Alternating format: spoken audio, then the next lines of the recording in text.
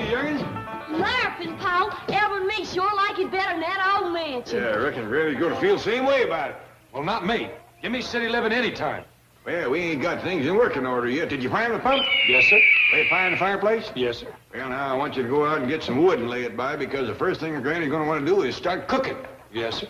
And bring them guns and put them up on a wall in there. The place won't seem like home to Granny without them guns on the wall. I'll take care of that right away, Uncle Jed. It'll be. We'll leave the pots and pans to you. Yes, sir, pal. Mr. Clampett! Mr. Clampett! Oh, morning, Miss Drysdale. What is this? Oh, there's a cabin, just like the one back home. But this is Beverly Hills. You have a mansion. Why do you want this? It's a surprise for Granny. You see, today is her birthday, and she's been kind of homesick for the hills lately. Then why don't you take her back to the hills? Well, we was going to do that, but your husband was dead set against us leaving. Milburn? Yes, ma'am. He's the one that thought of bringing his cabin here. Milburn? Yes, ma'am. He had one of them movie companies to build it. He'll pay for this. Yes, ma'am. He already had. What? Well, I tried to argue him out of it, but he said it was his birthday present to Granny. I'll give him a birthday present. Well, doggy, he's born the same day as Granny, huh? You got a surprise for him? Have I ever? Well, he'll be back directly. Him and Miss Jane is taking Granny for a ride whilst we get the cabin ready to surprise her. And it wasn't easy. Getting that little woman out of the house was harder than getting a hot mule out of a cool barn. Granny, you're home. Why did you bring me back here? My family don't want me. What? You heard them trying to get shed of me this morning. Go outside for a while, Granny. Take a ride. Make yourself scared. Granny, they just want to... Nobody even remembered my birthday. I'll go around to the kitchen and put the candle to the cake. Right. Now, Granny, I'm sure your family wouldn't forget your birthday. Did you hear anybody say happy birthday? No, but... Did you see anybody give me a present? No, but... As much as one little old posy to pin on my dress? No, but... A single crumb of a birthday cake with candles on it? Or hear my kinfolk singing to me? No, but...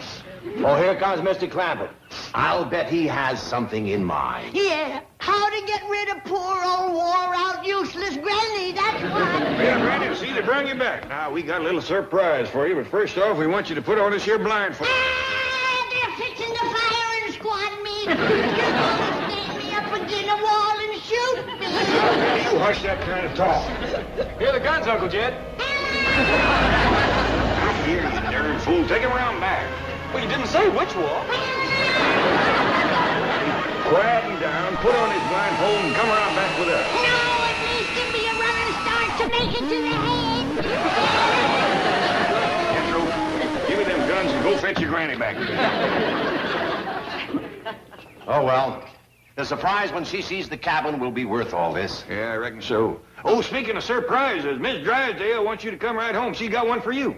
Oh, wonderful. I put Granny in yonder and told her not to take off the blindfold till she heard the signal. What's the signal? This here? They got me. They got me. It took them 2 shots, but they got me.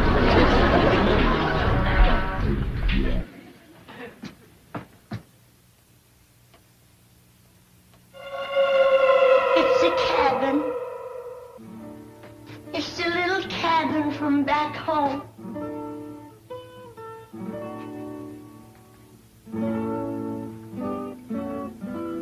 I've done went to heaven. Thank you. It's just like I always hoped it would be. I want that horrible shack demolished. Oh, you can do better than that. Try happy birthday. Milburn, have you no civic pride, no sense of social responsibility, placing that monstrosity in the very center of Beverly Hills? Well, it's just till Granny gets over her homesickness. Believe me, it's a temporary thing. Now, come on. Is that a promise? The cabin is only temporary? Well, it's just a surprise for Granny's birthday. Now, remember, say nice things, keep my largest depositor happy. You are obsessed was money. Money, money, money, money, money. That's it. Say nice things. This thing is commencing to look like a brush fire. Yeah, when you get to be Granny's age, you can sit there and bake a cake without an oven. Oh, good. Here comes Mr. Drysdale. Fine, I kind of think we ought to be the first ones in, toting the cake. Ellie Mae, what's Granny doing?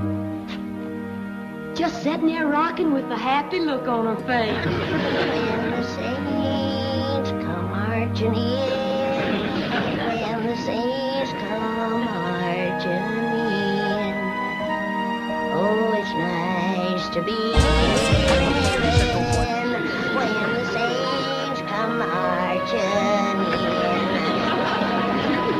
This fire is scorching me. Surprise, Granny.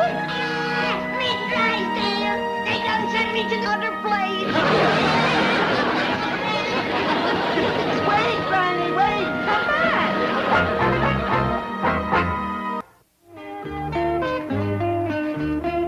Greetings, wealthy-type people. For my term project in sociology, I'm preparing a paper on the vanishing servant class. I've chosen this section of Beverly Hills for a mansion-to-mansion survey. Now then, first question. Hurry.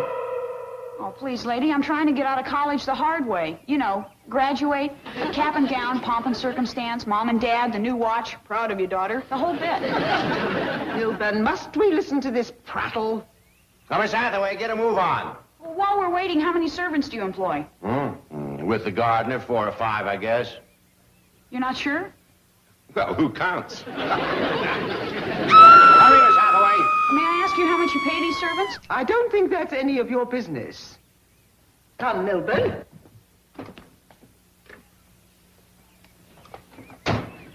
Did you employ more or fewer servants 5 years ago? Did you pay them more or less than now? Did you operate a guillotine during the French Revolution? You have the kind face of a lower income type. May I ask you some questions? Oh, sir. Get in the car. Right, Chief? Sorry, miss. When Mr. Drysdale cracks the whip, I must obey. Do you find that automation and labor-saving devices are replacing the servant to the extent that it affects the labor pool of qualified domestic workers? One question answered out of 103. Well, that's the best I've done yet. Well, howdy there, little lady. Hello. Do you do the gardening here? Well, I do some of the gardening and lots of other things besides. Place this size keeps me and the whole family busy. Oh, there's a family of you. How many? 4, Granny, today's her birthday, and Ellie Mae, Jethro, and me. 4 of you? To take care of a place this size? Well, don't look like much, but that's a 35-room house there, and then there's about 9-10 acres of ground besides. Fantastic. How much does Mr. Drysdale pay you for this? Well, he don't pay us nothing. Nothing. No, ma'am. We don't expect him to. Why, if it wasn't for Mr. Drysdale, we'd all still be back in the hills. It was him that fixed it so we could live on his grand estate. But he pays you no money for the work you do? Is he supposed to? Oh, I want to ask you and your family a lot of questions. Can we go inside and talk? Well, they ain't in the mansion. They's in the cabin around back. Follow me. A cabin? In Beverly Hills? A cabin in Beverly Hills. Young lady, this here's my family. Here's Granny and Jethro and Ellie Mae. Tobacco Road on Crestview Drive. I don't believe I caught your name. Jennings, Virginia Jennings. Well, come on in, set a spell. This is your house? Well, strictly speaking, it belongs to Mr. Drysdale, but he had it put here first. He's a mighty nice man. Yeah, I'm all choked up. Granny, this young lady wants to ask us some questions. That's the way for young folks to learn. Jethro, you light the fire under my soap kettle. Yes, Granny. Ellie Mae, you fetch the lye in the rendering. Yes'm, Granny. Granny, you hadn't ought to be making soap on your birthday. Got to, Jed. We're plumb out. You mean you have to make your own soap? If I wanted, I do. Well, can't you just get it from the Drysdales? Oh, shucks, no. They use that fancy store-bought stuff. Much too highfalutin for folks like us. Sure. My sociology professor will never believe this. Fireplace don't draw too good, Granny. Jed, I'm so grateful to have a fire to cook over again that I don't mind breathing a little smoke. Fire before now? Out here in California, no man. Not since we left the hills, but near 2 years ago. you stay and share victuals with us, ma'am. That's a fine-looking mess of dandelion greens Granny's a cooking. Ellie and me picked them from Miss Drysdale's yard last night. She caught us. Oh, she man, turn the hose on us. Picking dandelions out of her yard? Oh, not that she wants them for herself. Oh, no. Greens ain't good enough for Banker Drysdale's table. They have to have store-bought, butcher-cut, paper-wrapped meat every day.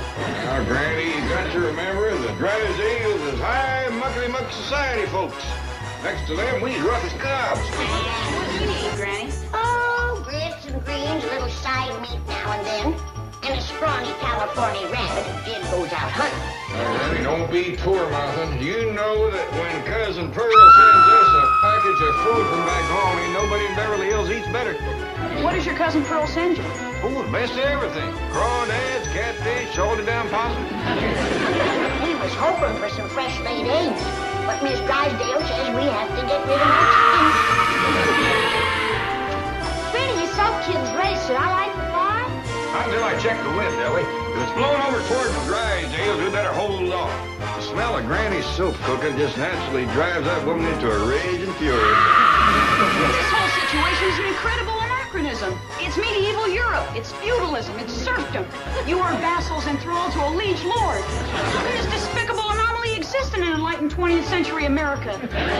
Doggy, did you ever hear such big words come out of such a little girl? Well, if you went to school, you could talk like that. You never went to school? Oh, not more than a day or two. In your whole life? That's right. Granny, may I come back later today? You betcha. We're gonna fire up my birthday cake again and open up my present. I'd like to bring a camera, a tape recorder, and a sociology professor. Well, now, I can't let you give me no camera or recorder, but I will take a look at that sociable profession. It's the truth, Professor. He's the president of this bank. Now, Virginia, let's be realistic. Mr. Drysdale is a community leader, a respected man, a responsible citizen. Feudal lord, that's what he is. And the Clampetts are his serfs, his vassals. They live in a little shack on the grounds of his estate. They have to poach dandelions from his lawn in order to eat. They'd starve if their family didn't send them food packages from back in the hills. Let's keep our voice down, shall we? Professor Graham, I have found a family living in virtual bondage in the very center of the wealthiest section of the wealthiest city of the wealthiest country in the world. They face poverty, pestilence, famine.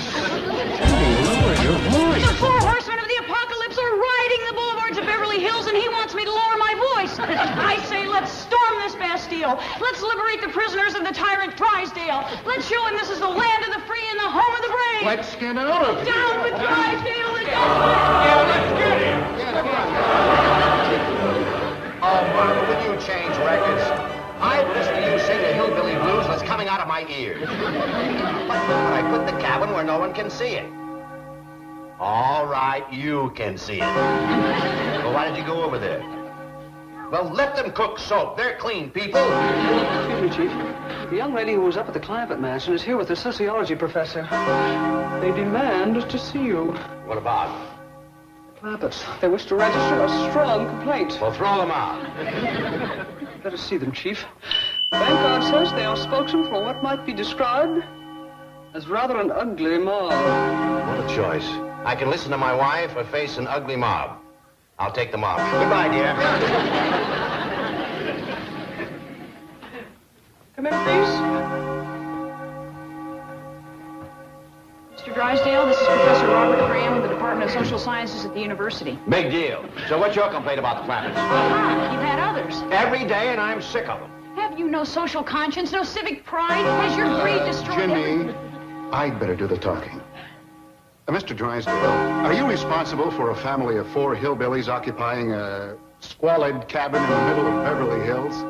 Yes, I am, and it's not squalid, it's clean. Because it had modern conveniences, modern plumbing? No, but they're very happy there. Or would be if Badinsky's like you would leave them alone. Would you live there, Mr. Drysdale? Oh, of course not. My wife would leave me like that. Hey, wait a minute, me. No, I still couldn't live the way the Clampetts do. Who they? And yet you expect your neighbors to tolerate a condition like that in the most fashionable street in Beverly Hills. But you can't see them from the street. I was very careful to put the cabin behind some trees. Hey, Ask him about their wages. Yes, yes. Is it true that not one of them earns even a minimum salary? So what? They don't need money. They wouldn't know how to handle it if they had it. I take care of all their needs. Anything they want, they come to me. Well, Professor, have you heard enough? I think so. Well, I think so, too. And next time, keep your nose out of other people's business. The Clampetts are staying right where they are. We'll see about that, you tyrant. Caesar had his Brutus, Charles I is Cromwell, and Drysdale will have his Ginny Jennings.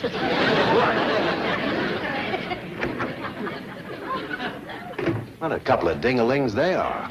What a magnificent mansion. Take a good look, Professor. And then I'll take you around back and show you where the Clampetts live. The poor people who take care of this beautiful estate. That lawn, it's like a carpet.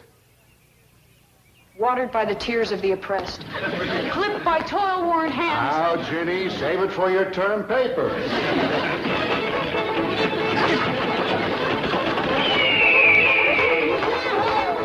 that you, Pop? That looks like a fancy foot stomping, Uncle Jed. Show them good windows what for?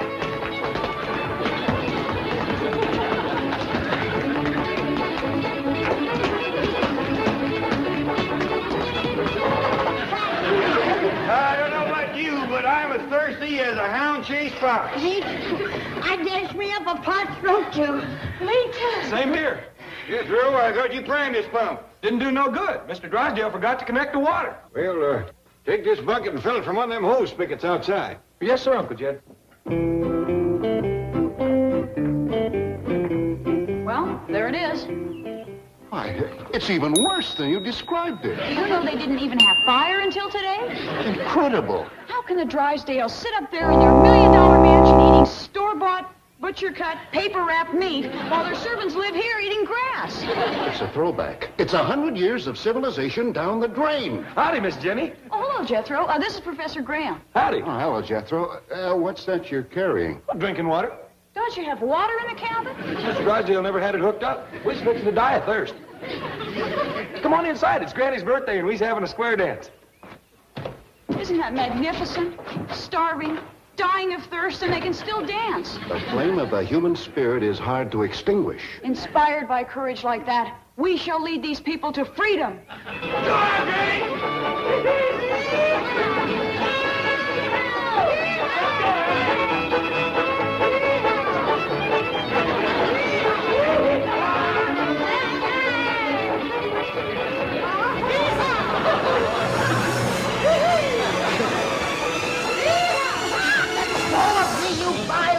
Stop this racket! I am expecting my bridge club, and we cannot possibly concentrate on our game with this dreadful uproar going on not 50 feet from my patio. I demand that you cease at once, or I'll have this cabin dismantled and hauled away to the city dump. But Miss Drysdale, it's Granny's birthday, and That is my ultimatum. Terminate this cacophonous din instantly and permanently, or else. Jed, does that mean we can dance or we can't dance? it means we can't dance. It means we must dance. What? If the chains of bondage are to be broken, let us break them now. But I thought you said we had to dance. We do, and we shall. But not here in this squalid cabin, no. We shall dance in that magnificent mansion. Yeah, I'm for that. Follow me. We'll dance the dance of defiance. Jenny! Granny, you ever hear that No. But if I can watch her for a minute or two, I'll be able to pick it up. Everybody, we're getting too crowded in here anyway.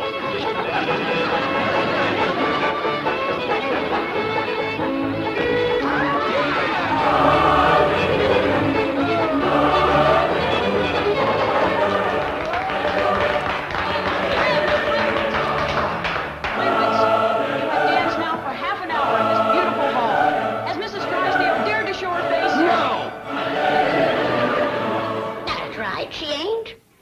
Has she dared to utter one word of protest? No! He's right worked up about it, ain't he?